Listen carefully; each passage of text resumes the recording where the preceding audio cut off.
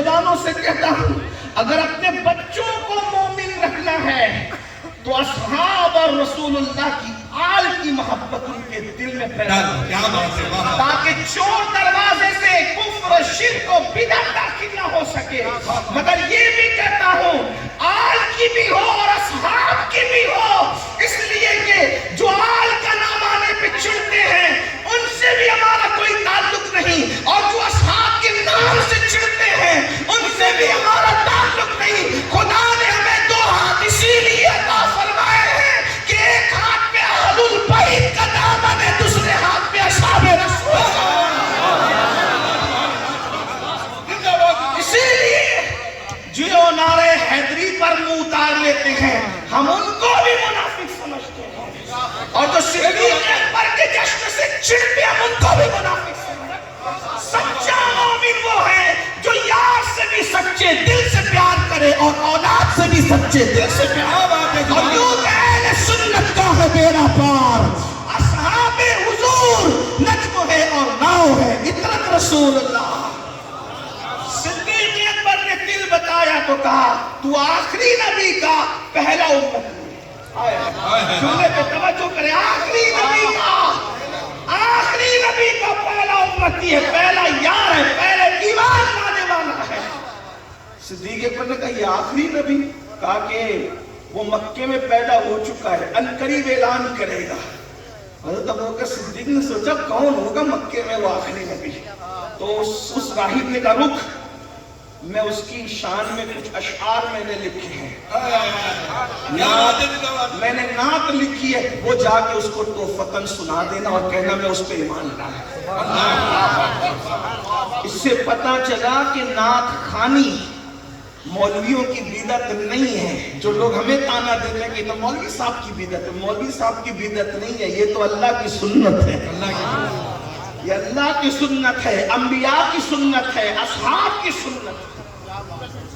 इसलिए कि जिसको जिससे प्यार होता है उसी की शान में अशआर है। महबूब हो, अच्छा ये भी बताओ, लोग कहते हैं हम तो नहीं लिखते, हमने कहा तुम्हें ऐसा महबूब ही न मिला जिसका हुस्न तुम बयान। इसलिए कि शायरी के लिए कोई हुस्न वाला महबूब चाहिए, शायरी के लिए कोई हुस्न वाला महबूब चाहिए। तुम्हें गौस भी मिला तो अंधा मिला, तुम क्या लिखो? तुम्हें गौस भी मिला तो अंधा मिला, तुम क्या लिखोगे? तुम्हें मौलवी मिला तो वो भी बदकार मिला। मैं अभी कोई नाम नहीं ले रहा हूँ, सिर्फ इशारे दे रहा हूँ।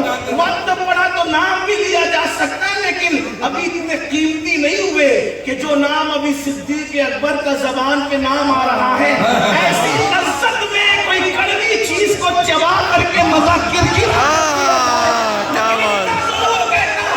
नातों को गाने से तशबीह देकर नात खानी को गाली करार देने वालों, महबूब खूबसूरत मिलता है तब शायरी की जाती है, और खुदा की इज्जत की कसम हमें जैसा महबूब मिला है ऐसा महबूब न किसी के पास है, न था, न होगा।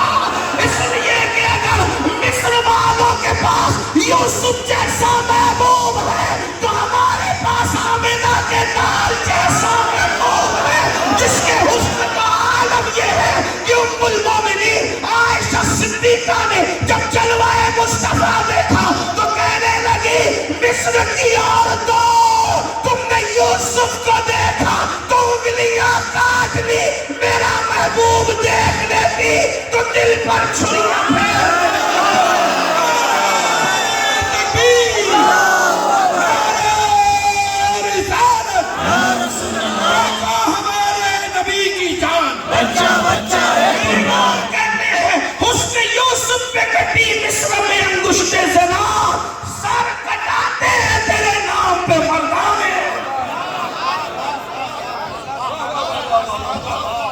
लोग कहते हैं मौलवी साहब जिना आम हो रहा है। मैंने कहा तुमने हुजूर का हुस्न बच्चों को पढ़ा दिया होता तो तुम्हारे बच्चे जिना न करते। लोग कहते हैं मौलवी साहब अफेयर आम हो रहा है। मैंने कहा हुजूर का इश्क बिठा देते तो वो किसी और के चक्कर में न पड़ता। गलतियां तुम्हारी है, तुमने तो नबी को बताया ही नहीं। خدا کی عزت و جلال کی قسم، اپنے نبی ایسے نبی، توریت میں ان کی نعت لکھی، انجیل میں ان کی نعت لکھی، زبور میں ان کی نعت لکھی، قرآن میں ان کی نعت لکھی۔ نعت کہتے ہیں تعریف و توصیف کو، اور ان کے دشمنوں کی مذمت کو نعت۔ نعت کی دو انداز ہیں، محبوب کی تعریف کرنا، اس کے دشمنوں کی مذمت کرنا، اسی کو کیا کہتے ہیں؟ نعت کہتے ہیں۔ اب اس انداز میں اگر قرآن پڑھو تو اللہ اکبر، چہرے کو والضحیٰ کہا گیا، زلفوں کو واللیل کہا گیا، دانتوں کو والنجم کہا گیا۔ چلے تو قرآن یوں نعت بیان کر رہا ہے، لا اقسم بہذا البلد، اللہ اکبر، سفر کرے تو قرآن یوں نعت بیان کر رہا ہے، سبحان الذی اسری بعبدہ لیلا من المسجد الحرام الی المسجد الاقصی الذی بارکنا حولہ لنریہ من آیاتنا انہ هو السمیع البصیر۔ اللہ اکبر، سفر کرتے تو قرآن یوں کہتا ہے، اللہ والنجم اذا ہوا ما ضل صاحبکم وما غوی وما ینطق عن الہوی ان هو الا وحی یوحی۔ اللہ اکبر، اندازہ تو فرمائے، اگر وہ چادر اوڑھ لے تو ان کی چادر اوڑھنے کی ادا بھی اتنی خوبصورت ہے، اس پر بھی قرآن کہتا ہے یا ایھا المدثر، او کمبل اوڑھنے والے، اور وہ کالی چادر چہرے پہ ڈال لیں تو قرآن کہتا ہے یا ایھا المزمل، اور جھرمٹ مارنے والے۔ جھرمٹ مارنا کس کو کہتا ہے؟ جب ستارہ چمکتا ہے تو کبھی روشنی بڑھتی ہے، کبھی کم ہوتی ہے، تو یہ مزمل کیوں کہا گیا؟ حضور نے اپنے چہرے پہ چادر ڈالی ہوگی، سیاہ چادر سے جب چہرے سے نور کی کرنیں باہر آتی ہوگی، میرے امام نے اس کا ترجمہ کیا مزمل، اور جھرمٹ مارنے والے۔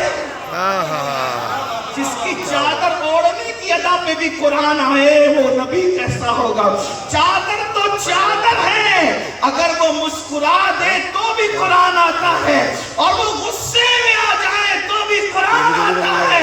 ان کا غصہ قرآن یوں بیان کرتا ہے، وَمَا رَمَيْتَ إِذْ رَمَيْتَ وَلَكِنَّ اللَّهَ رَمَىٰ۔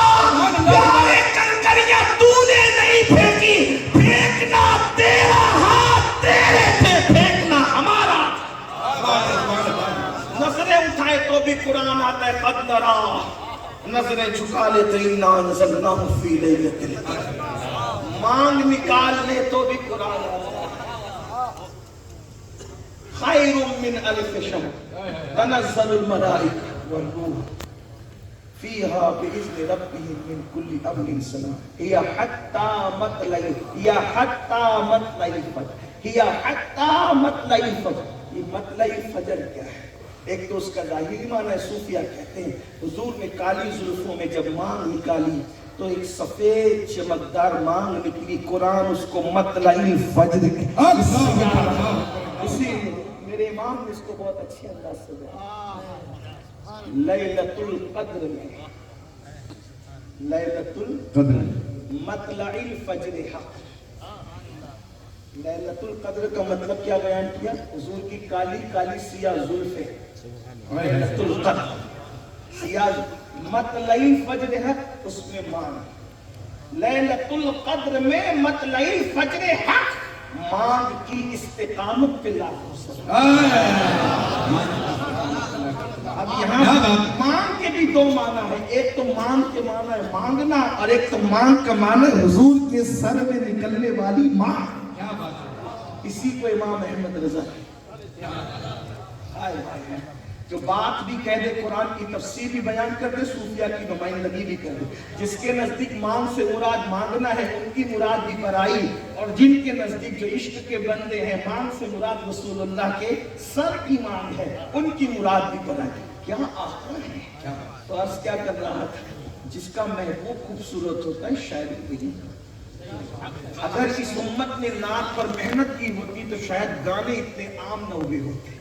افسوس ہے لوگ گانوں پر پابندی نہیں لگاتے، نعتوں پر پابندی لگاتے۔ وہ کون لوگ ہیں، کہاں رہتے ہیں؟ مجھ سے زیادہ اس کے محقق آپ ہیں۔ مجھے بتانے کی ضرورت نہیں ہے، لیکن اتنا ضرور کہوں گا 1857 کے بعد انگریزوں کی محنت سے بیچارے دنیا میں جنم لیا اور پیدا ہوئے، لیکن اس سے زیادہ کچھ نہیں کہہ سکتا۔ جنہوں نے صفہ سے دین لیا ہے ان کے یہاں نعت عبادت ہے، جنہوں نے انگریزوں کی محنت سے جنم لیا ہے ان کے یہاں نعت بدعت ہے۔ اب آپ کو خود فیصلہ کرنا ہے، آپ کو صفہ والے صحابہ کے دین پر چلنا ہے یا آپ کو انگریزوں کے لائے ہوئے خود ساختہ بنائے ہوئے مذہب میڈ ان انڈیا دین پر چلنا ہے۔ آپ کو 1857 کے بعد کا مسلک چاہیے یا 1450 سال والا مسلک چاہیے؟ آپ کی بات ہے۔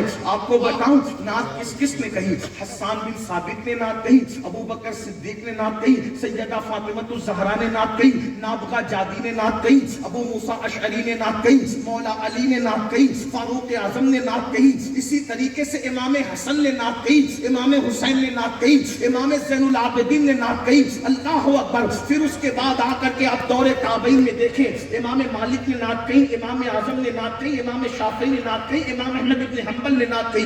اس کے بعد اللہ اکبر رابعہ بصری نے نعت کہی، اسی طرح سے نفیسہ مصری نے نعت کہی، اسی طریقے سے نعت کے سلسلے کو دیکھیں، شمس تبریز نے نعت کہی، عارف رومی جلال الدین رومی علامہ رومی نے نعت کہی، علامہ جامی نے نعت کہی، شرف الدین بوصیری نے نعت کہی، اسی طرح امیر خسرو نے نعت کہی، محبوب الہی نے نعت کہی، غریب نواز نے نعت کہی، غوث پاک نے نعت کہی۔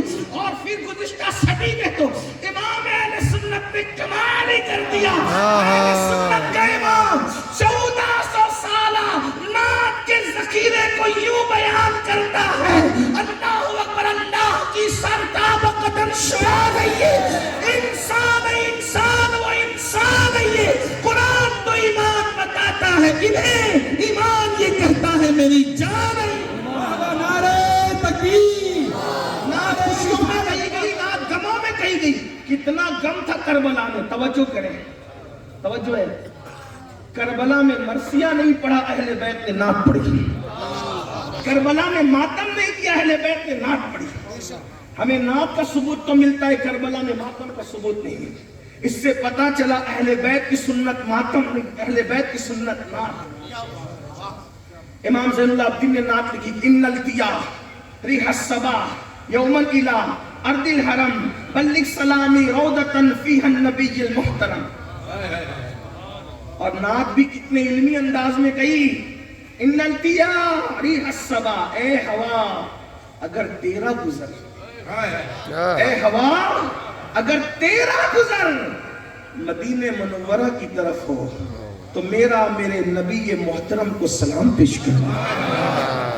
کبوتر کو نہیں بلایا، ذروں کو نہیں بلایا، رات کو نہیں بلایا، دن کو نہیں بلایا، مرغی کو نہیں بلایا، ستاروں کو نہیں بلایا، چاند کو نہیں، کس کو بلایا؟ ان التیا ریح الصبا، اے ہوا اگر تیرا گزر۔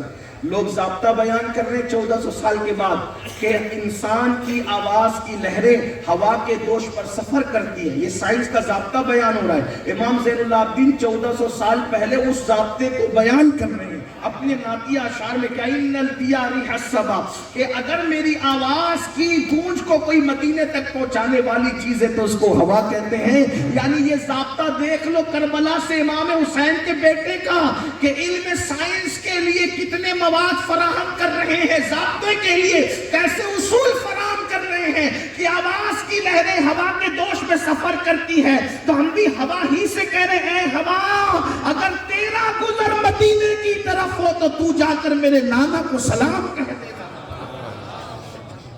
نعت پڑھی گئی، ہر دور میں پڑھی گئی، حسان بن ثابت نے پڑھی، سب نے پڑھی، بہرحال تو بات دور نکل گئی۔ کیا عرض کر رہا تھا؟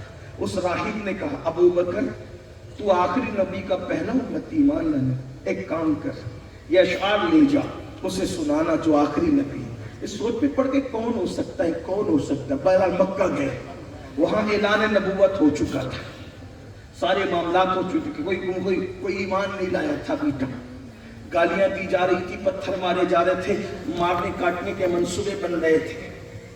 اعلان ہو چکا تھا فاران کی چوٹی سے، آگئی اس مجمع میں صدیق اکبر موجود نہ تھے، اماں خدیجہ پاک ایمان لا چکی ہیں، عورتوں میں بچوں میں مولا کائنات ایمان لا چکے ہیں، زید بن حارثہ ایمان لا چکے ہیں، باہر کا کوئی آدمی مردوں میں ابھی ایمان نہیں لایا، پہلے ایمان لانے والا باہر کی مردوں میں۔ صدیق اکبر یمن سے آئے، دوستوں کے پاس آ کے بیٹھ گئے، دوستوں کے پاس بیٹھے، ابو جہل چلا آیا، اور آ کر کے سیدھا کہا ابو بکر دیکھا تیرا دوست کیا کہہ رہا ہے؟ وہ کیا کہہ رہا ہے؟ وہ کہتا ہے کہ میں اللہ کا نبی ہوں۔ اس کو کوئی جواب نہیں دیا، یمن کی بات کانوں میں تھی۔ سیدھا اٹھے حضور کے پاس گئے، آپ ایسا ایسا کہہ رہے ہیں؟ حضور نے فرمایا ہاں وہی آئی ہے مجھ پر۔ کہا اللہ کے نبی ہیں آپ؟ ہاں۔ جو اللہ کا نبی ہوتا ہے کوئی معجزہ تو دکھاتا ہے، کوئی معجزہ مجھے بھی، دوست تھے نا بے تکلف، کوئی معجزہ مجھے بھی دکھائیں۔ فرمایا کیا یمن کا وہ بڈھا معجزہ نہیں ہے؟ یمن میں جو اس بوڑھے سے ملاقات ہوئی وہ معجزہ تیرے لیے کافی نہیں ہے؟ کہا حضور مجھے تو بہت بوڑھوں سے ملاقات ہوئی۔ کون سا بوڑھا؟ کہا وہ جو تیرے پیٹ کا تل دیکھ رہا تھا وہ بوڑھا۔ کیا بات، تیرے پیٹ کا تل دیکھ رہا تھا۔ سمجھ گئے کہ جو بوڑھے کی گفتگو بھی جانتا ہو، پیٹ کے تل کی بات بھی جانتا ہو۔ پھر آقا نے کہا اس نے کچھ اشعار بھی تو تجھے لکھ کر کے دیے تھے، وہ بھی ذرا مجھے لا کر کے سنا۔ اسی وقت صدیق اکبر نے کلمہ پڑھا لا الہ الا اللہ محمد رسول اللہ۔ جس دن مسلمان ہوئے، یمن سے آئے تھے تازہ ترین، سارا مال تجارت لے کر، جتنا مال تھا اتنا سب، اور اس دن صدیق اکبر کے پاس 40,000 درہم موجود تھے۔ درہم کہتے ہیں چاندی کے سکے کو۔ جس دن مسلمان ہوئے، دیکھو جو لوگوں کو مسجد میں 50 روپیہ چندہ جمعہ کے دن ہر ہفتہ دینے کی توفیق نہیں ہے، وہ صحابہ کے کردار پہ بات کرتے ہیں۔ آپ غور فرمائیں کہ کیا دن آ گئے۔ برا مت ماننا، دراصل کہیں نہ کہیں تمہاری فکر کو ڈیمیج کیا جا رہا ہے، تمہیں دین سے دور کیا جا رہا ہے۔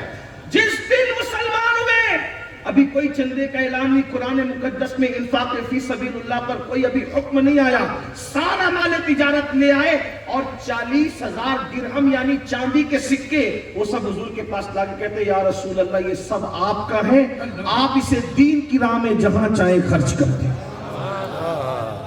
پہلے دن پورا مال دے دیا اللہ کے رسول کی بات، 40,000 درہم اور مال تجارت سب کے سب صدیق اکبر نے دیا۔ یہ صدیق اکبر ہے، ان کی قربانی ہے۔ اسی لیے اللہ کے رسول فرماتے ہیں میری امت پر واجب ہے کہ ابو بکر کا شکریہ ادا کیا کرے، اور فرمایا جس نے احسان کیا ہے سب کے احسان کا بدلہ ادا کر دیا گیا سوائے ابو بکر کے۔ قیامت کے دن اللہ میری طرف سے میرے ابو بکر کو اس کے احسان کا بدلہ عطا فرمائے۔ پھر پوری زندگی صدیق اکبر حضور کے ساتھ لگے رہے، اللہ اکبر، مار کھایا، وطن سے نکالے گئے، بہت کچھ ہوا۔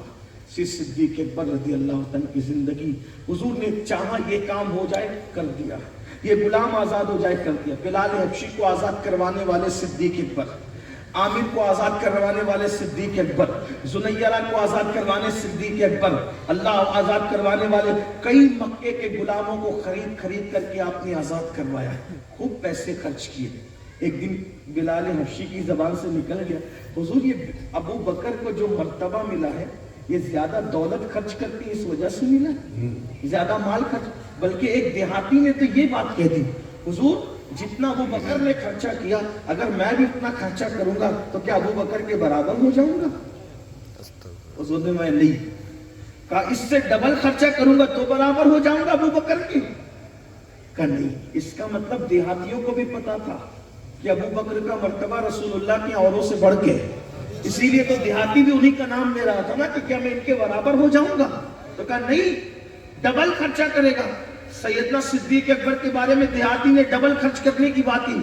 آقا فرماتے ہیں او دیہاتی اگر تو اس کا 10 گنا بھی خرچ کرے تو ابو بکر کے برابر نہیں ہو سکتا، کیونکہ ابو بکر نفل نماز روزے کی وجہ سے اس مرتبے پر نہیں پہنچا، نہ ابو بکر پیسہ خرچہ کرنے کی وجہ سے اس مقام پر پہنچا۔ فرمایا ابو بکر کو جو مرتبہ ملا ہے اس کے دل کی کیفیت کی وجہ سے ملا ہے، یعنی دل میں جو عشق مصطفیٰ ہے اس کی بنیاد پر ابو بکر کو یہ مرتبہ نصیب ہوا۔ جس کے عشق رسول کی گواہی حضور خود ہے، دنیا میں کوئی ایسا عاشق جس کے عشق کی گواہی حضور دے، یہ صدیق اکبر کا بات۔ حضور فرمائیے اس کے دل، اور یہ روایت جو میں پڑھ رہا ہوں سبع سنابل شریف میں میر عبد الواحد بلگرامی نے لکھا، اس کو حضرت محبوب الہی نظام الدین اولیاء نے بیان فرمایا ہے۔ آپ کیا سمجھ رہے ہیں؟ آپ سمجھتے کیا ہے؟ داتا علی حجویری رحمت اللہ علیہ لکھتے ہیں کہ اللہ اکبر، ابو بکر صدیق جیسا کوئی مرید نہیں ہوا اور مصطفیٰ جان رحمت جیسا کوئی پیر نہیں ہوا۔ اور سن لیں، یہاں پر سلسلہ اشرفیہ کے وابستگان کی تعداد زیادہ ہے۔ حضرت ہمارے مخدوم اشرف جہانگیر سمنانی جب آپ کے پاس کوئی مرید ہونے کے لیے آتا، فرماتے بابا ہم لوگ کیا پیر ہیں، کیا مرید کریں گے، کیا پیر ہے، کیا مرید کریں گے؟ پھر فرماتے سنو، ابو بکر صدیق جیسا کوئی مرید نہیں ہوا، رسول اللہ جیسا کوئی پیر نہیں ہوا، تو آؤ ہم نبی کی سنت پہ عمل کر لیں، تم ابو بکر کی سنت پر عمل کرو۔ مخدوم اشرف جہانگیر سمنانی مرید کروایا کرتے، مخدوم اشرف جہانگیر سمنانی یہ کہہ کر مرید کروایا کرتے تھے، اس لیے نہیں مرید کر رہا ہوں کہ میں پیر ہوں، اس لیے کر رہا ہوں کہ یہ میرے نبی کی سنت ہے، اور اس لیے نہیں کرا رہا ہوں کہ تو اس قابل ہے، اس لیے کرا رہا ہوں کہ یہ ابو بکر صدیق کی سنت ہے۔ لوگ کہتے ہیں صوفیہ کا کیا مسئلہ، کہ ہم نے کہا صوفیہ اگر مخدوم اشرف کو صوفیوں سے نکال دو تو پھر صوفی میں کون بچتا؟ آپ بتائیں کیا یہ لوگ صوفی نہیں ہیں؟ علامہ نوری صاحب فرما رہے تھے کہ جلال الدین میاں صاحب نے آپ کو نوازا، میں تو اس قابل ہی نہیں، میری اوقات ہی کچھ نہیں، بڑوں کا بڑا پن ہے، میری حیثیت کیا ہے، اپنی اوقات ہی کچھ نہیں، لیکن یہ فیضان بڑوں نے اپنے کرم سے نوازا۔ صدیق اکبر پوری زندگی حضور کے ساتھ۔ آپ جانتے ہیں اللہ اکبر، جب سیدہ فاطمہ الزہرا کا نکاح ہوا، اس وقت مولا کائنات رضی اللہ تبارک و تعالیٰ کے پاس خود کا اپنا گھر نہیں تھا۔ اس وقت اللہ اکبر سیدہ کو، سیدہ فاطمہ الزہرا رضی اللہ تعالیٰ عنہ کو حضور کے گھر سے دور رہنا پڑا۔ حضور بے چین ہوئے۔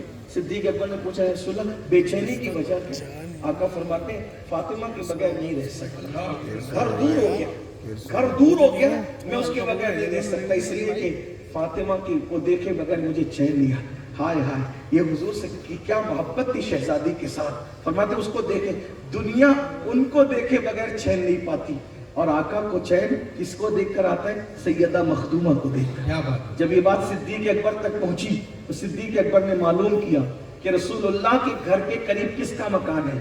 ایک صحابی کا مکان تھا، ان کو تیار کیا، جو لینا ہے لے لو، رسول اللہ کے پڑوس کا مکان چھوڑ دو، اور اس میں سیدہ پاک کو بسایا۔ پھر حضور نے ایک کھڑکی بنائی، جب بھی رسول اللہ کو سیدہ کی یاد آتی، کھڑکی کا پردہ ہٹا کر کہتے فاطمہ کہاں ہو، سیدہ چہرہ دکھا دیتی، حضور کو سکون مل جاتا۔ میرے امام فرماتے ہیں سیدہ ظاہرہ طیبہ طاہرہ جان احمد کی راحت پہ لاکھوں سلام۔ صدیق اکبر پوری زندگی لوگوں کی خیر خواہی کرتے رہے۔ بات سمیٹنا تو کہیں نہ کہیں پڑے گی۔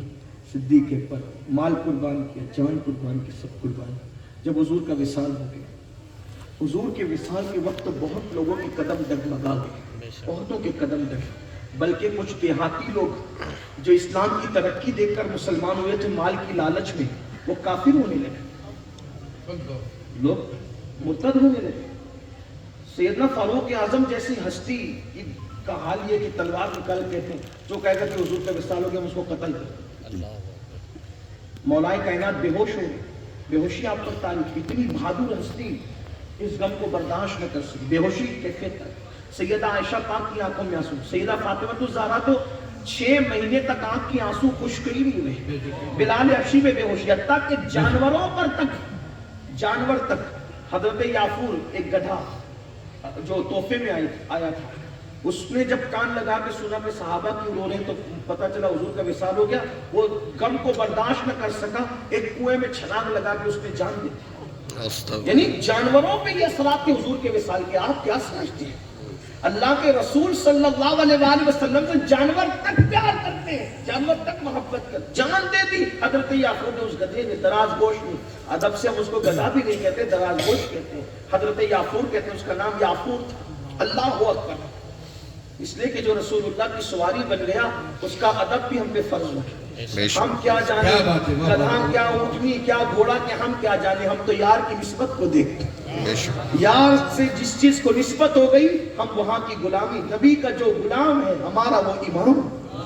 ہم تو جہاں تیرا نقش قدم دیکھتے ہیں، جہاں تیرا نقش قدم دیکھتے ہیں، خیابہ خیابہ حرم دیکھتے ہیں.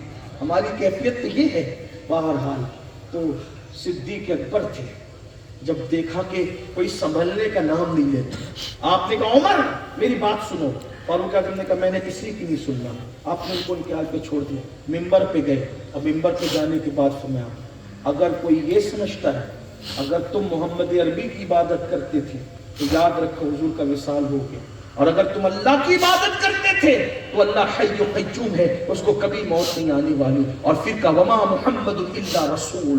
کیا بات، آیت پڑھی قد خلت من قبلہ الرسل، محمد تو اللہ کے رسول ہیں اور ان سے پہلے بھی رسول آئے، قرآن کی آیت نازل ہو چکی تھی. تو کیا اگر یہ شہید ہو جائیں یا وصال کر جائیں تو تم پچھلے پیر پلٹ جاؤ گے؟ جو پلٹے گا اسی کا نقصان ہے. جب یہ آیت سنی تو صحابہ کہتے ہیں اس آیت کو ہم بھول گئے تھے، اس آیت کو ہم بھول گئے تھے. ایسا لگتا تھا کہ آیت اب بھی نازل ہوئی ہے، یہ لگتا تھا. تو تب فاروق اعظم نے تلوار کو نیام میں ڈالا اور نیام میں ڈال کر کے پھر آپ نے کہا اللہ کے رسول کا وصال ہو. قرآن کی آیت سن کر صحابہ کرام کو یقین ہو گیا حضور پردہ فرما گئے، حضور کا وصال ہو گیا. آپ بتائیں اس وقت جب اسلام پر ایسا وقت آیا سب کو سنبھالا دینے والا کون تھا؟ صدیق. اب یہاں ایک سوال پیدا ہوتا ہے، بڑا باریک سا سوال، کوئی آپ کو گمراہ کر سکتا ہے کہ وہی گھر میں اگر کسی کا انتقال ہوتا ہے تو سب سے زیادہ روتا دکھ اس کو ہوتا ہے، سب سے زیادہ بے قرار وہ ہوتا ہے جو سب سے زیادہ انتقال کر جانے والے کا عاشق ہوتا ہے. تو تمہارا عقیدہ بھی ہے کہ سب سے بڑے عاشق ابوبکر صدیق ہیں. تو صدیق کو تو زیادہ بے ہوشی تاری ہونی چاہیے، ان کو تو زیادہ رونا چاہیے، لیکن وہ تو سب کو سنبھالا دے رہے ہیں. یہی تو شان ہے. کیا بات ہے. گھر کا بڑا اگر رونے لگ جائے، بے ہوش ہو جائے تو گھر والوں کو کون سنبھالے؟ لیکن عشق رونے تڑپنے بلکنے دیتا ہے، عشق رونے رلاتا ہے، تڑپاتا ہے، بلکاتا ہے. تو حضور کو اس بات کا احساس تھا کہ میرے بعد میرا ابوبکر میرے صدمے کو برداشت نہیں کر سکے گا. جو رات کو گھر نہیں جاتا میرے لیے اور گھر جاتا ہے تو واپس پلٹ کر آتا ہے.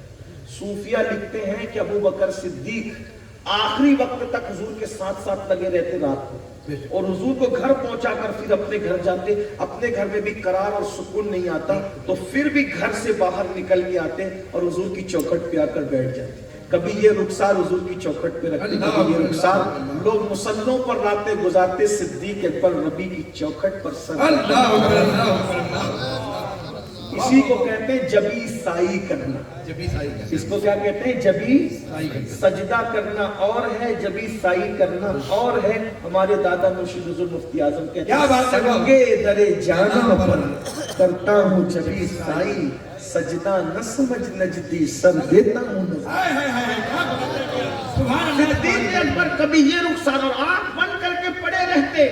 گرد و غبار صدیق اکبر کے وجود پر آتی. جب صبح ہوتی حضور پردہ ہٹاتے تو پردہ ہٹا کے صدیق کو درے یاد میں پڑا دیکھ کے کہتے ابوبکر کون سی ضرورت تم کو یہاں لائی ہے؟ تو صدیق کہتے آقا آپ کے بغیر گھر میں دل نہیں لگتا آقا، اس لیے میں آپ کی چوکھٹ پہ چلا آتا ہوں. آپ نہ صحیح تو آپ کی چوکھٹ کو دیکھ کے دل بہلاؤں گا. اور جب صبح ہوگی سب سے پہلے ابوبکر کسی کے چہرے پہ نظر ڈالے گا تو میرے نبی کا چہرہ ہوگا، اور نبی سب سے پہلے کسی کو دیکھیں گے تو ابوبکر کو دیکھیں. سبحان اللہ سبحان اللہ. حضور جانتے تھے یہ میرے بغیر نہیں رہ پائیں گے، بہت روئیں گے، تڑپیں گے، بلکیں گے، کیونکہ عشق اتنا جو گھر میں نہیں رہتا میرے بغیر، میرے گھر میں جانے کے بعد تو میرے مزار میں جانے کے بعد کیسے رہے. تو حضور علیہ السلام جب وصال کی تیاری کرنے لگے تو پہلا کام یہ کیا، پہلے ابوبکر کا دل مضبوط کرنا پڑے، کیونکہ اگر یہ بے ہوش ہو گئے تو دین کو بچائے گا کون؟ علی کو سہارا کون دے گا؟ ابو عمر کو کون تسلی دے گا؟ کون؟ تو اس کا دل مضبوط کرنا پڑے گا. تو حضور نے کیا کیا؟ وصال کی تیاری شروع ہوئی ہجرت سے. وصال کی تیاری شروع ہوئی ہجرت سے. حضور نکل گئے، دشمن کھڑے کے کھڑے رہ گئے، آقا نکل گئے. اب لوگ کیا کہتے ہیں حضور جب ہجرت کے لیے گئے تو غار ثور میں جا کے چھپ گئے. ہم نے کہا کیوں چھپیں گے؟ یہ چھپنے والی ہستی ہے، کیوں چھپیں گے؟ کہا دشمن کے خوف سے. ہم نے کہا اللہ کے بندو دشمن تو وہاں آیا نہیں تو اس کے خوف سے وہاں کیا چھپتے؟ جہاں دشمن کھڑا تھا تلواریں لے کے کھڑا تھا. حضور نکل گئے، سورہ یاسین پڑھتے. جب وہاں نظر نہیں آئے تو وہاں کیا نظر آتے؟ بھائی جس سامنے سے گزرے نظر نہیں آئے تو مدینے جاتے ہوئے کیا نظر آتے؟ تو پھر چھپے نہیں تھے. اصل میں وصال کی تیاری کرنے کے لیے کسی کا دل مضبوط کرنا تھا, اور دل مضبوط کرنے کے لیے ایسی جگہ چاہیے تھی جہاں ابو بکر ہو اور ابو بکر کا آقا ہو, کوئی تیسرا نہ ہو. اس لیے کہ مسجد میں رہتے تو کوئی اور آتا, گھر میں رہتے تو کوئی اور آتا, کہیں رہتے تو کوئی اور آتا. تو ایسے مقام پر لے گئے جہاں تیسرا کسی کو آنا نہیں تھا, اور اس کے بعد سو بھی گئے. توجہ ہے, سو بھی. کہاں لے جا کر کے سوئے؟ بھئی جب گاڑی میں لے گئے تھے تو کچھ سکھاتے, کچھ تربیت کرتے, کچھ سمجھاتے. کہا نادان, نبی سب سکھا پڑھا چکے تھے, ابھی دل مضبوط کرنا ہے. اور دل کی مضبوطی کیسے؟ سو کے ہو رہی ہے. اس لیے کہ جب آپ غار ثور میں جائیں گے تو دیکھیں گے کہ بیٹھنے والا بیٹھتا ہے تو ایک آدمی لیٹنے والا لیٹتا ہے. تو بیٹھنے والا جب بیٹھے گا اور لیٹنے والا لیٹے گا تو جو لیٹ رہا ہے اس کا دل اور جو بیٹھ رہا ہے اس کا دل آمنے سامنے ہوگا. اللہ جو ہے یہی بات ہے.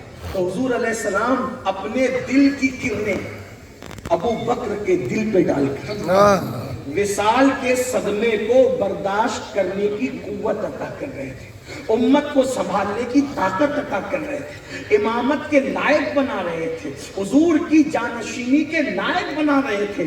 اللہ اکبر. اور 3 دن تک جب حضور نے توجہ ڈالی اور توجہ ڈال کر ابو بکر صدیق کو تیار کر دیا تو اب نکل پڑے, اور دشمن دیکھ نہ سکے, بلکہ آنے والے تو آئے بھی لیکن کوئی پکڑ نہ سکا. کیوں نہیں پکڑ سکا؟ حضرت سراقہ آئے کہ نہیں آئے, لیکن جیسے ہی آئے پتہ ہے کیا ہوا؟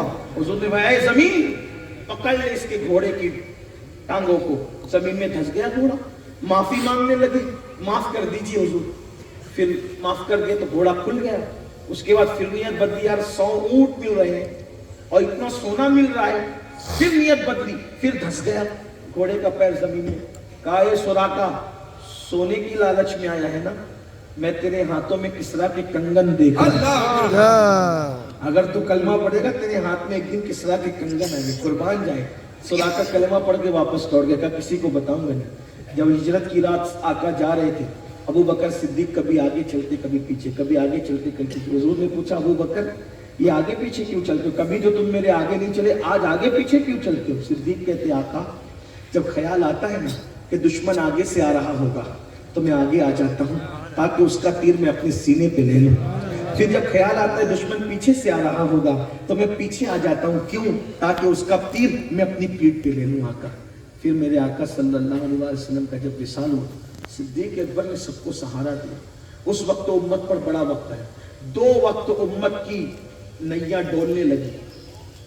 ایک جب مسلمہ کذاب نے نبوت کا دعویٰ کیا, زکوٰۃ کے منکروں نے زکوٰۃ دینے کا انکار کیا, اس وقت دین پر سخت وقت آیا, امت کی نیا ڈولنے لگی.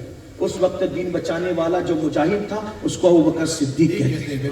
اور دوسری مرتبہ دین پہ جو وقت آیا, یزید پلید ملعون کے ٹائم جب وہ دین کو مٹانا چاہتا تھا, اس وقت جس نے دین کی نیا کو سہارا دیا اس مجاہد کو امام حسین کہتے ہیں. اس کا مطلب دین کو جب بھی ضرورت پڑی دونوں خون سامنے آئے, ایک صحابہ کا ایک اہل بیت. اس لیے کہ اس دین کی رگوں میں صحابہ اور اہل بیت کا خون ہے. انشاءاللہ قیامت تک اب یہ دین مردہ نہیں ہو سکتا انشاءاللہ. اب صدیق اکبر کو دیکھو, خلیفہ ہو گئے, خلیفہ ہو گئے سیدنا صدیق اکبر. اللہ اکبر. مال تجارت لے کر جاتے تھے بازار میں, بکریوں کا دودھ دوتے تھے. عاجزی دیکھو صدیق اکبر. مدینے کی بچیوں نے کہا اب تو ابو بکر خلیفہ ہو گئے مسلمانوں کی, یہ ہمیں کیا بکری کا دودھ دو کر کے دیں گے. صدیق اکبر نے کہا میں وہی ابو بکر ہوں, اب بھی تمہیں بکری کا دودھ دو کر کے دے سکتا ہوں. دیتے رہے. جب صدیق اکبر کا وصال ہو, وصال کے وقت, صدیق اکبر کے وصال کے وقت, اب دیکھو سوچ کیا ہے. ٹائم زیادہ ہو گیا. صدیق اکبر کی سوچ فکر کیا, صدیق اکبر کی سوچ کیا. یہاں سے سوچ دیکھیے, تبدیل کی سوچ. جب صدیق اکبر کے وصال کا وقت آیا تو صدیق اکبر نے فرمایا حضور کو غسل کس نے دیا؟ پوچھا, آپ نے پوچھا. حالانکہ آپ جانتے تھے کہ غسل کس نے دیا. حضور علیہ السلام کو غسل مولا کائنات نے. صدیق اکبر رضی اللہ عنہ نے پوچھا حضور کو غسل کس نے دیا؟ تو اما عائشہ پاک نے کہا کہ مولا علی نے دیا، حضور کے گھر والے. کہ مجھے بھی غسل وہی لوگ دیں جنہوں نے حضور کو غسل دیا تھا. اللہ اکبر اللہ. پھر پوچھا حضور کو کتنے کپڑوں میں کفن دیا گیا تھا؟ تو کہا 3 کپڑوں میں. اب سوچ دیکھ لو. صدیق اکبر فرماتے ہیں مجھے بھی 3 کپڑوں میں کفن دینا لیکن نیا کپڑا مت لانا. اللہ اکبر. سنا رسول. غور فرمائیں. دیکھیے انسان رسومات کا اگر عادی بن جائے تو پھر اس کا کوئی علاج نہیں، اور انسان اگر حقیقتوں کا متلاشی بن جائے تو پھر وہ اتنا بہترین انسان ہو جاتا ہے کہ پھر لوگ اس سے روشنی لینے لگتے ہیں. صدیق اکبر صحابہ کا امام، رسول اللہ کے پہلے جانشین، حضور کے مصلی پہ نماز پڑھانے والا امام، جس نے رسول اللہ کی ظاہری حیات میں کم و بیش 16 دن تک کی امامت فرمائی. اللہ. حضور علیہ السلام کا وصال اچانک نہیں ہوا. سفر کی آخری ہفتے سے حضور کی طبیعت میں علالت شروع ہوئی، بلکہ اور پہلے سے لیکن علالت بڑی بہت زیادہ. حضور حج سے آ گئے تھے، حجۃ الوداع سے، تبھی تبدیلی شروع ہو گئی تھی طبیعت کے اندر. یہ نہیں کہتا کہ طبیعت خراب ہو گئی تھی، رسول اللہ کی طبیعت کبھی خراب نہیں ہوئی. یہ اصلاح کر لیں. حضور کے لیے بولا کرے تو سوچ سمجھ کے بولا کرے. جو کہتے ہیں حضور کی طبیعت خراب ہو گئی، واللہ ان کی کوئی چیز کبھی خراب نہیں ہو سکتی. اللہ. جو حضور کی طبیعت کو خراب کہے اس کا ایمان خراب ہو سکتا ہے. حضور کی ہم یہ کہتے ہیں بیماری کا آغاز ہو گیا تھا، بیماری شروع ہو گئی تھی، لیکن حج سے آنے کے بعد طبیعت میں تبدیلی آنا شروع ہوئی، بیماری شروع ہو گئی. لیکن سفر کے آخری ہفتے سے بیماری نے شدت پکڑا، سر میں درد، بخار. ام المومنین اما عائشہ صدیقہ پاک فرماتی ہیں بخار اتنی شدت کا تھا،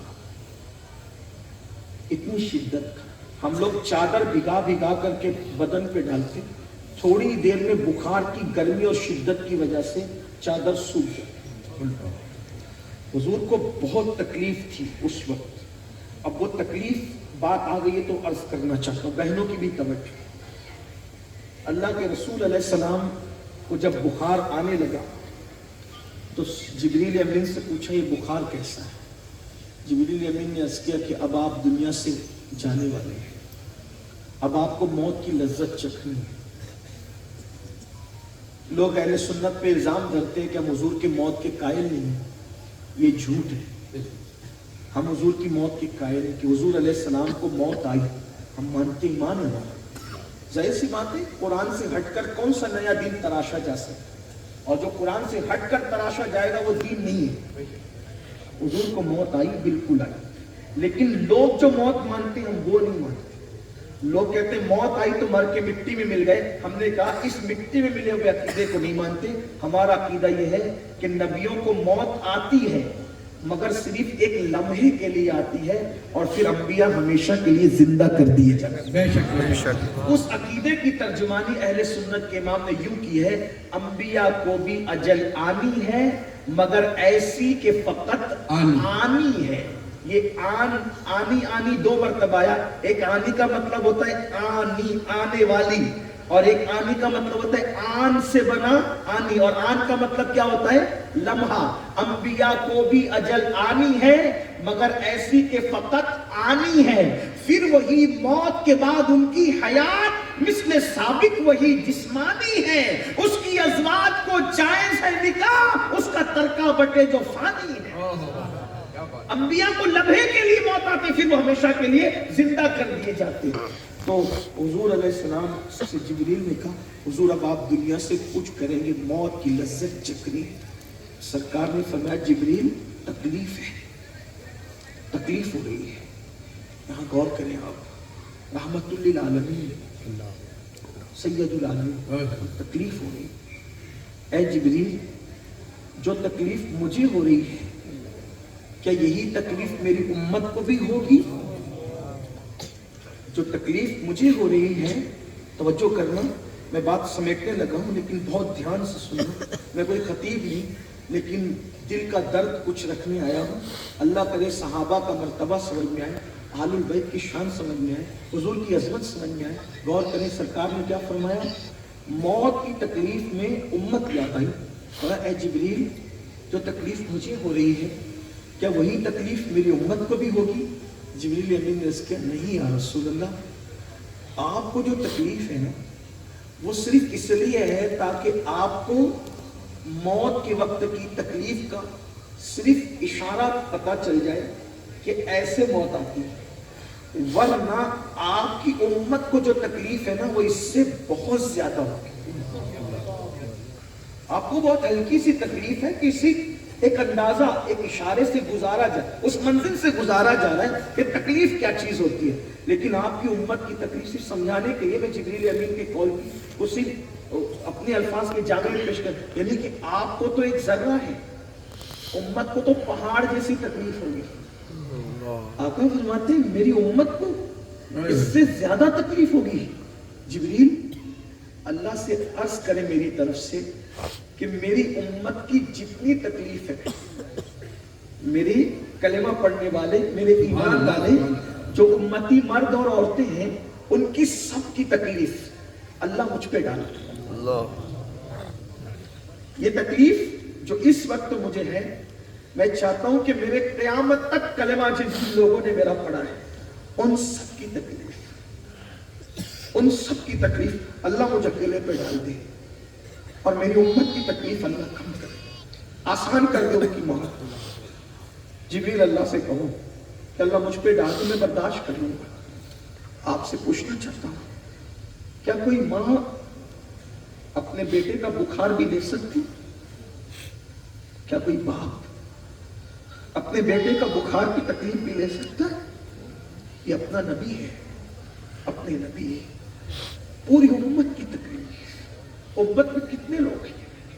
امت میں کتنے لوگ ہیں؟ لاکھوں کروڑوں، سب کی تکلیف کہتے ہیں مجھ پہ ڈال. یہ صوفیہ بیان کر رہے ہیں مجھ پہ ڈال دی. آقا علیہ السلام نے جب یہ کہا نا کہ میری امت کی تکلیف مجھ پہ ڈال دی، ام المومنین عائشہ صدیقہ کہتی اس دن سے پھر علالت کا یہ حال ہوا کہ حضور چل نہ سکے. وہ تکلیف جب امت کی حضور پہ ڈالی گئی تو حضور چل نہ سکے. جب چلنے کی بات آئی تو دو لوگوں کے کندھوں پہ ہاتھ رکھے، دو لوگوں کے سہارے سے چلے. اتنا جسم گرم ہوتا تھا کہ حضور ٹھنڈا پانی منگا کر اس پہ ہاتھ رکھتے تھے اور پانی اٹھا کر حضور اپنے چہرے پہ ڈالتے تھے. حضور نے اتنی محبت کی ہے آپ سے اور مجھ سے.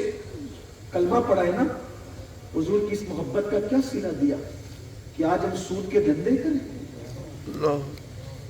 کلمہ پڑھ کے جو سود کا دھندا کر رہے ہو، حضور کی محبت کا یہی صلہ دے رہے ہو. شادیوں میں ناچ گانوں میں ڈی جے بجاتے ہو، یہ صلہ دے رہے. عورتیں بے پردہ گھومتی ہے، یہی صلہ ہے حضور کی محبت کا. ہماری بچیوں کو ہم نے ننگا کر دیا، آدھی استر کے کپڑے ہماری بچیاں پہنے، چڈیاں ہماری بچیاں پہن رہی. شادیوں کے موقع میں پٹاخے بجتے ہیں. بتاؤ جس کی موت کی تکلیف حضور اپنے لیے طلب فرمائے، اگر اس قوم کے جوان زنا کرے تو حضور کے دل پہ کیا گزرے. جب حضرت یوسف علیہ السلام حضرت یوسف علیہ السلام کو جب ان کے بھائی حضرت یعقوب سے لے کر کے جا رہے تھے تو حضرت یوسف کہتے تھے بابا یہ بھی کوئی محبت ہے تیری کہ سب بھائیوں کو تو کھیلنے کی اجازت ہے، مجھے نہیں؟ تو حضرت یعقوب نے کہا تھا میرے بیٹے آج میری محبت کا احساس شاید تجھے نہ ہو، اس محبت کا احساس تجھے اس دن ہوگا جب تیری طرح خوبصورت تیرا کوئی بیٹا ہوگا اور اس کے بھائی کھیلنے کے بہانے اس کو کنویں میں ڈالنے کے لیے لے کر جا رہے ہوں گے، تو جو اس وقت تیرے دل پہ گزرے گی آج میرے دل پہ گزر رہی ہے. جس کو محبت ہوتی ہے اس کی تکلیفوں پہ دکھ بھی ہوتا ہے. سیدنا فاروق اعظم فرماتے ہیں لوگوں اگر تم حضور کے امتی ہو تو تم جو بھی گناہ کرتے ہو تو اس گناہ کا اثر حضور کو قبر میں یہ ہوتا ہے کہ حضور دکھی ہوتے ہیں، حضور غمگین ہوتے ہیں، حضور رنجیدہ ہوتے ہیں. تو تم اپنے نبی کو گناہ کر کے قبر میں رنجیدہ کرتے ہو. مجھے بتاؤ اگر کوئی ماں کو زمین کے اوپر رنجیدہ کرے تو مرتے وقت اس کو کلمہ نصیب نہیں ہوتا. جو ایک دن میں کروڑوں مرتبہ رسول اللہ کو رنجیدہ کرے، قبر انور میں تکلیف پہنچائے، اس کا کیا انجام ہوگا؟ بتاؤ، داڑیاں مڈا کر، گٹروں میں پھکوا کر کے اوور اسمارٹ بننے والوں، جب تمہارے چہرے پہ مسکرا چلتا ہوگا تو رسول اللہ کے دل پہ کیا گزرتی ہوگی؟ جب تم کسی عورت سے فون پر ناجائز اور حرام باتیں کرتے ہوں گے تو رسول اللہ کے دل پہ کیا گزرتی؟ اتنی محبت کرنے والے رسول کہ تمہاری موت کی تکلیف بھی اپنے وجود پر قبول کر لے، کیا محبت کا صلہ دی؟ جب کانوں میں ایئر فون لگا کے تم گانے سنتے ہوں گے اس وقت قبر انور میں رسول اللہ کے دل پہ کیا گزرتی؟ جب تمہارے گھروں کی شادیوں میں ڈی جے میوزک، حتیٰ کہ میلاد النبی کے جلوس پہ تک تم ڈی جے میوزک بجا، اس وقت رسول اللہ کے دل پہ کیا گزرتی؟ حاجی نمازی کہلا کر، مسلمان کہلا کر جب تم سود کے دھندے، حرام دھندے کرتے ہوں گے حضور کے دل پہ کیا گزرتی ہوگی؟ وہ سود جس کے بارے میں اللہ کے رسول فرماتے ہیں جو سود کا ایک لقمہ کھائے گا گویا اس نے اپنی ماں کے ساتھ 36 مرتبہ زنا کیا۔ حضور کے دل پہ کبھی حضور کے دل، میں ابھی جنت جہنم کا ذکر نہیں کر رہا ہوں، عاشق رسول ہونا حضور کے دل کا کیا ہے؟ میں تو صرف عاشقوں سے گفتگو کر رہا ہوں، عشق اگر ہے تو بتاؤ، میں ان سے نہیں بات کر رہا ہوں جو نبی کو مر کر مٹی میں مل جانے والا کہتے ہیں، میں تو ان سے کہہ رہا ہوں جو قسمیں کھا کھا کر نبی کو زندہ مانتے ہیں۔ تو زندہ ہے واللہ، تو زندہ ہے واللہ، میری چشم عالم سے چھپ جانے والے، نبی کو اپنی جان سے زیادہ قریب ماننے والوں، مجھے بتاؤ، جب تم اپنی بیٹیوں کو نہ قرآن پڑھنا سکھاتے ہو نہ حدیث پڑھنا سکھاتے ہو اور بعد میں تمہاری بیٹیوں کو کلمہ طیبہ بھی نہیں آتا، اسی جہالت کی وادیوں میں وہ دین سے دور اور بیزار ہو کر مشرکین یہود اور نصارہ کی طرح زندگی گزار کے مر جاتی ہوگی، رسول اللہ کے دل پہ کیا گزرتی ہو؟ اپنے نبی کے دل کا کوئی خیال کیا؟ دنیا کی تعلیم سکھاتے ہو، بالکل سکھاؤ، میں منع نہیں کرتا، میں تو یہ مشن گھر گھر پہنچانا چاہتا ہوں اور میرا دل کا درد ہے کہ ہر مسلمان دنیا کا علم سیکھے، لیکن آپ سے پوچھنا چاہتا ہوں 25 سال دنیا کی تعلیم دی، 25 مہینے بھی اپنے بچوں کو دین کی تعلیم نہیں دیتے، قرآن پڑھنا نہیں سکھاتے؟ بزرگوں نے فرمایا جس نے دنیا میں قرآن پڑھنا نہیں سیکھا جب وہ مرے گا اور قیامت کے دن اٹھے گا تو اندھا اٹھے گا، اندھا۔ اپنے بچوں کو اندھا اٹھوانا چاہتے ہیں، کیوں قرآن پڑھنا نہیں سکھاتے اپنے بچوں کو؟ حضور کے دل کا خیال کیا؟ ہاں، کوئی کسی سے اتنا پیار نہیں کر سکتا جتنا میرے آقا نے کیا۔ مستقل عنوان ہے، مجھے بہت خوبصورت لگتا ہے یہ عنوان، حضور نے اپنی امت سے کتنا پیار کیا، کوئی نہیں کر سکتا۔ دنیا دھوکے باز ہے، دھوکے باز، دھوکہ ہے۔ بیوی بھی پیار کرتی ہے، ٹھیک ہے، میں کوئی شک ڈالنے نہیں آیا، پیار کرو بیوی سے بھی پیار کے مقابلے میں، لیکن قبر میں جاؤ گے دوپٹے سے آنسو پوچھتے رہ جائے گی، کوئی بیوی شوہر کے ساتھ نہیں ہے۔ بچے روتے روتے کندھا دیں گے، دوست، اور اگر بڑھ کے کہہ دو معاف کر دینا، سنیوں کا مجمع ہے، بڑا شکی لوگ ہوتے ہیں، پیر بھی قبر میں نہیں آئے گا بھائی، وہ بھی منہ پہ مٹی ڈالے گا، جنازہ پڑھائے گا، مغفرت کی دعا کرے گا، گھر جائے گا، لیکن ایک بات اب سے کرو، اس منو مٹی کے نیچے اتنا اندھیرا ہوگا کہ ایک ہاتھ کو دوسرا ہاتھ سجائی نہیں دے گا۔ اس وقت بھی اگر کوئی قبر میں تھالیاں دینے کے لیے چل کر آئے گا، قبر کو اگر کوئی بڑی کرنے کے لیے آئے گا، قبر میں کوئی اجالا کرنے کے لیے، کوئی روشنی، صرف آمینہ کا نام ہو۔ کبھی سوچا ان کے دل کا خیال؟ میری بہنوں سے پوچھتا ہوں، اپنے بچوں کو ناچتا دیکھ کر تمہیں کتنی خوشی ہوتی؟ میرا بیٹا کیسے ناچ رہا ہے، میرا بچہ، تیرا بچہ ناچتا ہے، تو خوش ہوتی ہے، حضور کے دل پہ قبر میں کیا ہوتا؟ تم نے اپنے بچوں کو سب کچھ بنایا، مسلمان نہیں بنایا، تمہارے نزدیک ہر چیز کی اہمیت ہے، رسول اللہ کے دل کی اہمیت کی۔ آج مسلمان کہتا ہے مارے جا رہے ہیں، پیٹے جا رہے ہیں، تباہ کیے جا رہے ہیں، برباد کیے جا رہے ہیں، میں نے کہا کیوں کیے جا رہے ہیں؟ حضور کا دل دکھا رہے ہو نا، اس لیے سب کچھ ہو رہا ہے۔ جس دن تم نبی کا دل دکھانا بند کر دو، سچے مسلمان بن جائے۔ مولوی کی نہ سنو یار، عاشق ہونا تمہارے عشق رسول کا واسطہ، کم از کم نبی کی تو سنو، مولا کی تو سنو۔ آپ اپنے گھر کا جائزہ لو، اپنے گھر میں دین کہاں ہے، اسلام کہاں ہے؟ کبھی ایک دن فہرست بنا کر دیکھو میں اپنے نبی کا دل کتنا دکھاتا ہوں اور نبی کو خوش کتنا کرتا ہوں۔ موبائل میں رات کے 3 بجے تک کیا دیکھ رہے ہو؟ موبائل میں 3-3 بجے تک کیا دیکھ رہے ہو؟ اور مردہ نبی کا کلمہ نہیں پڑھتے ہم. ہمارا نبی تو ہماری جان سے زیادہ قریب ہے. جب زنا کی فلمیں دیکھتے ہوں گے تو حضور کے دل پہ کیا گزرتی ہو؟ یہی صلہ عشق کا. میں تو تم پر چھوڑ جاتا ہوں، اس سے زیادہ کہوں گا تو شاید آپ برداشت نہ کر سکیں، لیکن آپ پہ چھوڑ جاتا ہوں. آپ کو بتاؤں، تمہیں آج نبی کی محبتوں کا احساس نہیں ہوگا. اگر احساس کرنا ہے، اللہ تمہیں وہ دن نہ دکھائے جس سے تم سب سے زیادہ پیار کرو، پھر وہ تمہارے ساتھ بے وفائی کرے. تب تمہیں احساس ہوتا ہے کہ پیار کیا چیز ہوتی ہے. تمہارا بچہ جس دن تمہارا گھر چھوڑ کر تمہاری بہو کو لے کے تمہیں چھوڑ کر کے جاتا ہے، تمہارے دل پہ کیا گزرتی ہے؟ تم نے تو نبی کی طرح بچے سے پیار نہیں کیا نا. نبی جتنا امتی سے پیار کرتے اتنا پیار تو آپ نے نہیں کیا، لیکن بہرحال کچھ پیار کیا. تو بولو جانے والے بچے سے آپ کے دل پر کتنے نشتر چلتے ہیں. ایک بچہ تم سے بے وفائی کرو تو تمہارا دل اتنا ٹوٹتا ہے. تم نے اپنے نبی سے بے وفائی کی، حضور کے دل کی کیفیت کا اندازہ تو کرو. اندازہ کرو نا کیا کرتے ہو. توبہ کرو، آج معافی مانگو آج.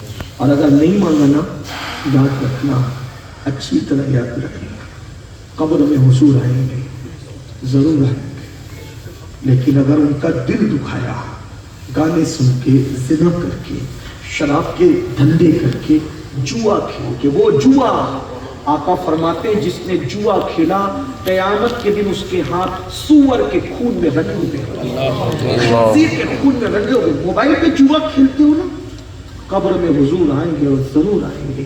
لیکن اتنا یاد رکھنا، جب سب چھوڑ کر چلے جائیں گے تب حضور آئیں گے. اور حضور آئے اور دیکھا کہ یہ بدبخت، یہ اللہ نہ کرے ہزار بار نہ ماں مدد کرنے والی وہاں، نہ باپ، نہ بھائی، نہ بھانجا، نہ بھتیجا، کوئی مدد کرنے والا نہیں. اس وقت ایک ہی مدد کی راہ تھی، حضور کی راہ. اور حضور نے دیکھا یہ ہے بدبخت، اور اللہ نہ کرے حضور نے ناراض ہو کے چہرہ پھیر لیا. اللہ نہ کرے. میں دعا کرتا ہوں اللہ کسی دشمن کو بھی وہ وقت نہ دکھائے، وہ ٹائم نہ دکھائے کہ حضور اس سے وہ پھیر لے. حالانکہ وہ اتنے قریب ہیں رحمت للعالمین کہ ان کے کرم سے ایسی امید نہیں ہے کہ وہ منہ پھیر جائے. لیکن بہرحال اللہ نہ کرے اگر وہ منہ پھیر کر چلے جائیں تو بتاؤ کس کو پکارو گے، کس کو آواز دو گے، کس کو آواز دو. آپ جانتے ہو، آپ کو پتا ہے وہ رحمت للعالمین بھی ہے تو وہ کائنات کے سب سے بڑے غیور بھی، غیرت مند بھی ہے. اقبال سے کس نے کہا تھا، وہ اقبال تو جرمنی تک جاتا ہے، برطانیہ تک جاتا ہے، مدینہ شریف تک کیوں نہیں جاتا؟ تو اقبال کہتے ہیں جاتا ہوں، جانا چاہتا ہوں، جا سکتا ہوں، لیکن ہمت نہیں ہوتی کہ سنہری جانیوں کے سامنے اقبال کیا منہ لے کر جائے گا.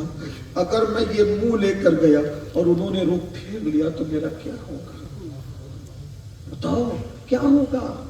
حضرت پیر نصیر الدین نصیر کا شعر بڑا خوبصورت لگتا ہے. یہاں پہ کہتے ہیں شرم اسیاں سے نہیں سامنے جایا جاتا، یہ بھی کیا کم ہے تیرے شہر میں آئے ہوئے. سفید کپڑے پہن کر، حاجی نمازی کا ٹائٹل لے کر، متولی اور مخیر قوم و ملت کے القاب لے کر، ادیب، خطیب اور مفکر کے القاب لے کر اچھا لگتا ہے، لیکن اپنی حقیقت کیا ہے یہ ہم سے زیادہ ہمارا رسول جانتا ہے. خدا کے لیے رحم کر لو. وہ اگر ناراض ہو گئے نا، سب بربادی، سب تباہی. بہنوں سے بھی کہتا ہوں تمہیں سیریل دیکھنے کو ٹائم ہے، نماز پڑھنے کو ٹائم نہیں، گھنٹوں غیبت کرنے کو ٹائم ہے. رسول اللہ کی آنکھوں کی ٹھنڈک نماز کے لیے تمہیں ٹائم. بچے روتے ہیں، تمہارے بچے روتے ہیں، سیریل کے وقت تو بچے نہیں روتے. کہاں ہے سیریل کے وقت تو کوئی کام، فلم کے وقت تو کوئی کام نہیں، غیبت کے وقت تو کوئی کام نہیں. بچے صرف تمہارے ہیں میری بہنوں. کیا سیدہ فاطمہ الزہرا کے گھر بچے نہ تھے؟ وہ تو 15 سے 16 سال کی اتنی چھوٹی سی عمر میں 5 بچوں کی ماں بن گئی تھی. اتنی چھوٹی سی عمر میں 5 بچوں کی ماں. خود ہی چکی پیستے، خود ہی کپڑے، سارے کام خود ہی کرتی. ایک وقت کی بھی نماز نہیں چھوٹتی، نماز کے وقت سارے کام چھوڑ دیتی. تو بچے سی بات मौलवी के सामने बहाना लगाओगी मेरी बहन, मौला के सामने किसी का बहाना नहीं चलेगा। इसलिए अपनी आखिरत, आज तुम शोहर को गरम गरम रोटियां बना के बिल्कुल खिदमत करो, शोहर की खिदमत करना भी इबादत है, मगर मेरी बहन ये शोहर भी कब्र में काम नहीं आएगा। ये सब धोखा है, दुनिया फरेब है, कोई किसी के काम नहीं आएगा। हुजूर जाने वफा काम आएंगे। उनको राजी करो, खुश करो। बात दूर चली गई, क्या अर्ज कर रहा था। अम्मा आयशा पाक कहती हुजूर अलैहिस्सलाम ने जब उम्मत की तकलीफ भी अपने ऊपर गवारा फरमा ली, बहुत तकलीफ वहां रहा, तो सैयदना सिद्दीक अकबर ने पूछा हुजूर को कितने कपड़ों में जो है वो कफन दिया गया, तो कहा 3 कपड़ों। अब मैं यहाँ ये बात कह के बात खत्म करूं, एंड पे ले जाऊं। सिद्दीक अकबर ने कहा मगर देखो मुझे भी 3 ही कपड़े देना, 3 ही कपड़े देना मुझे, मगर नया कपड़ा मत लाना, मेरे लिए नया कपड़ा, मुझे पुराने इसी कपड़ों में दफन कर देना। लोगों ने पूछा अबू बकर क्यों? तवज्जो फरमाया, मुर्दों से ज्यादा नए कपड़ों की जरूरत जिंदों को होती है। अगर अल्लाह नाराज है तो कीमती कफन ले जाकर की भी फायदा क्या होना, वो तो जहन्नम की आग में तब्दील हो जाए। और अगर अल्लाह राजी है तो फटा कफन भी नुकसान नहीं करेगा, क्योंकि अल्लाह इससे बेहतर जन्नत का लिबास अता करेगा। बेशक बेशक। नए कपड़ों की जरूरत जिंदों को ज्यादा है, मुझे नहीं चाहिए नया। हुजूर की किसी उम्मती को मेरी जगह नया दे देना। आपसे पूछता हूं, ये फिक्र उम्मत किसके पास? सिद्दीक अकबर के पास। आज फिर हम अपनी शादियों में फजूल खर्चियां क्यों करते हैं? कभी सोचा जितने पटाखे में आग लगाऊंगा, अगर उससे किसी गरीब की बेटी के सर पे दुपट्टा डाल दूं तो? कभी सोचा 10-10 लाख, 20-20, 25-25 लाख के सिर्फ हॉल किए जाते हैं, 5-5 लाख सिर्फ मंगनी में खर्च किया जाता है। कभी सोचा अगर मैं 5 लाख की बजाय 1 लाख में मंगनी लिपटा लूं और 4 लाख में 4 गरीब बच्चियों की शादी कर दूं तो? लोग कहते हैं ये जलसों में इतने पैसे खर्च करते हो, अगर इसको कुछ शॉर्ट करो तो कर सकते, जलसों के खर्चों को शॉर्ट करो तो कर सकते। फिर कहता हूं एक आदमी को 5-5 हजार का हार पहना, अगर वही पैसे अपने किसी गरीब के लिए खर्च करो तो उम्मत का हाल बड़ा खराब। लोग मेरे बारे में गालियां देते, कहा ये देखो सुन्नियों की रस्म को बना करना चाहता, कितना बदबख्त है। मैंने कहा गालियां दे लो, कौन बदबख्त है कौन खुशबख्त है फैसला क़यामत में होगा। मैं हार मना नहीं कर रहा हूं, लोग कहते हैं मना करते हैं, मना नहीं, मैं ये कह रहा हूं 5,000 की बजाय 10 रुपए से काम चलाओ, रस्म है ना, कर लो। क्यों? हालात अगर आप नहीं जानते तो मुझे पता है, आज मुसलमानों की बेटियां गुर्बत की वजह से लॉजों में बिक रही है। देखो आपको नहीं पता, आप राजस्थान के छोटे से गांव में रहकर अगर इसका अंदाजा नहीं कर पा रहे तो मुझे उसका एहसास है। हम लोगों से मिलते रोजाना, अल्हम्दुलिल्लाह हजारों लोग से मेरी मुलाकात होती है, गरीब भी है, अमीर भी है, अनपढ़ भी है, पढ़े लिखे भी है, सियासी भी है, समाजी भी है। हमें पता है आज सबसे ज्यादा किसी के मजहब की बेटियां अगर लॉजों में बिक रही है मुसलमानों की। बुर्का पहनकर सिग्नलों पर अगर किसी की बेटी भीख मांग रही है, मुसलमानों की बेटी, जिस कौम की बेटियां बुर्का पहनकर सिग्नल पे भीख मांगे, उस कौम के जलसे में 25-25 लाख खर्चा होंगे, उस कौम की शादियों में 25-25 लाख खर्चा। कुछ तो एहसास करो ना। आप दर्द भरी बातें करके इनकलाब पैदा नहीं कर सकते जब तक के मैदान अमल में ना हो। मैं बात खत्म करके चला था, लेकिन एक बात कह दूं, ये बेटियां लॉजों में क्यों बिकती है? सिग्नलों पे किसी और मजहब की औरत मजहबी लिबास में तुम्हें भीख मांगते मिली? किसी यहूदी की औरत यहूदी के लिबास में भीख मांगते मिली? किसी ईसाई की औरत ईसाई के लिबास में भीख मांगते मिली? किसी मुशरिक की औरत मुशरिक के लिबास में भीख मांगते, मजहबी लिबास में कोई मिला है भीख मांगते सिवाय इस्लाम की? इस्लाम रुस्वा नहीं हो रहा। हुजूर के दिल पे क्या गुजरती है?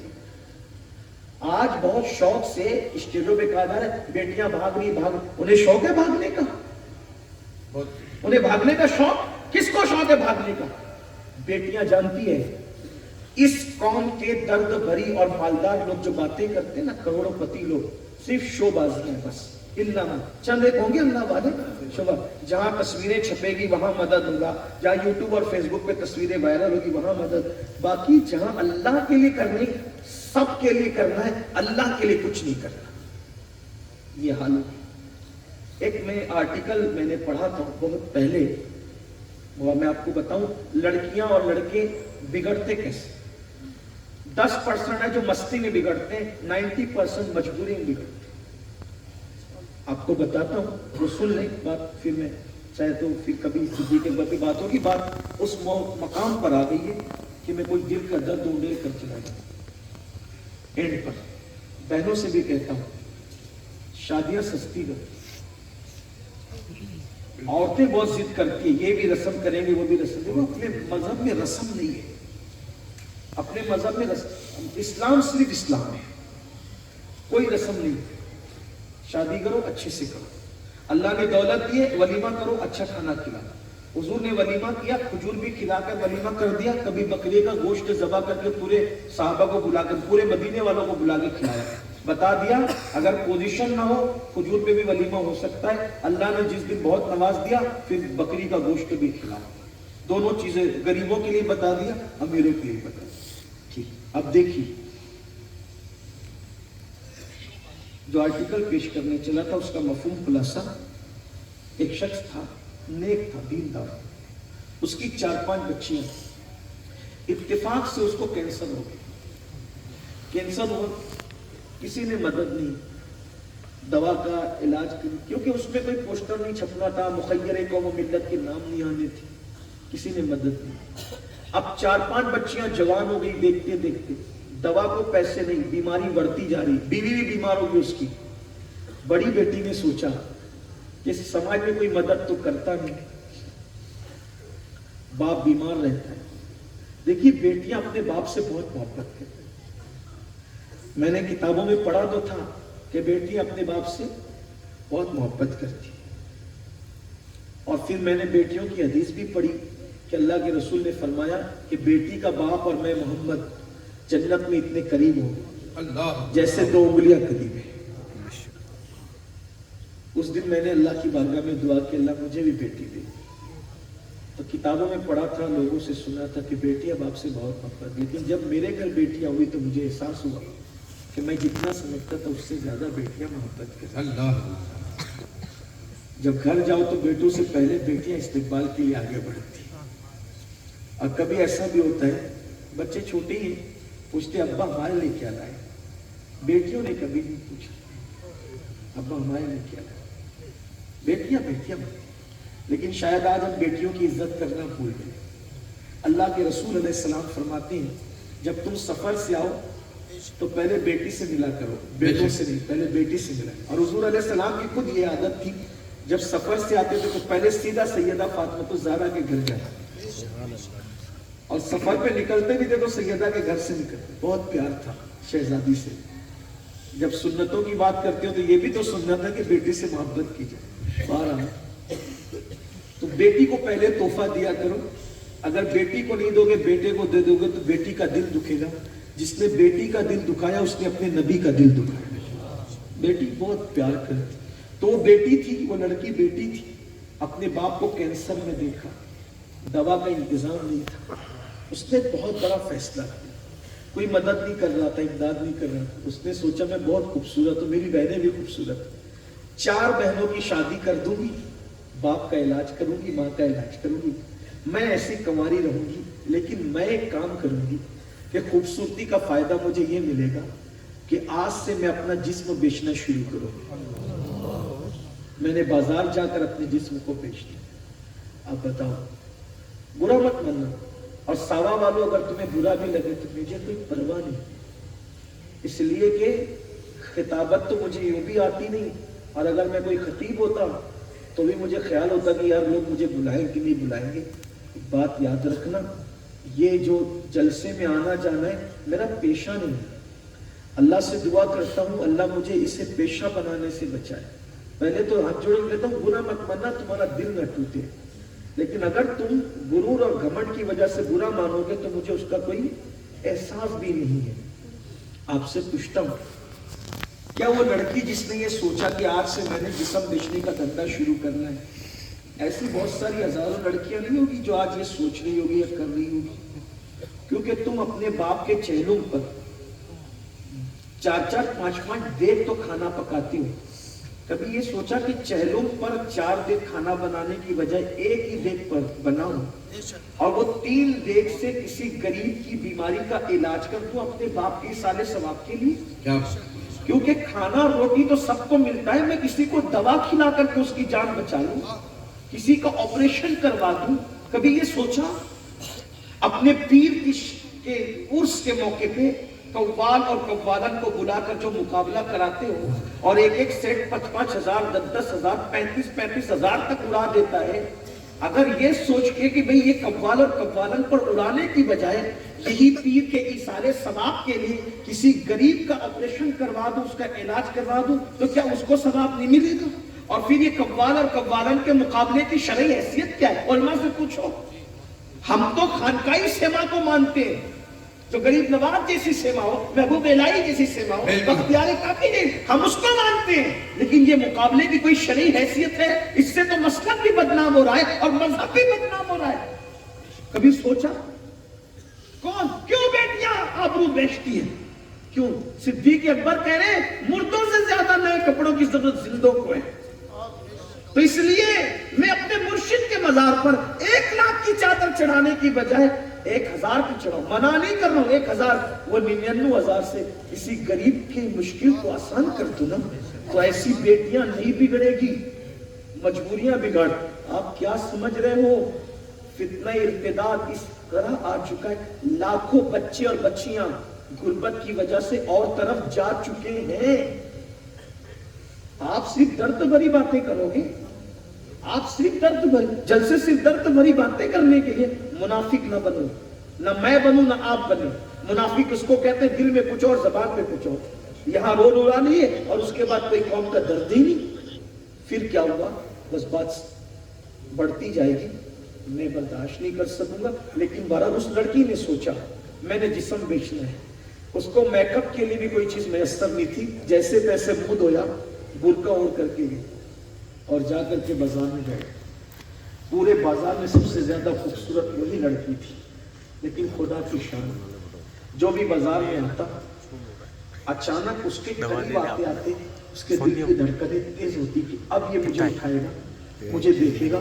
लेकिन जो आता नजरें झुका लेता, ऐसा लगता जैसे किसी ने उसकी गर्दन झुका दी हो, आगे बढ़ जाता। जो आता उसको देखता भी नहीं, आगे बढ़ जाता। हालांकि वो पूरे बाजार में सबसे खूबसूरत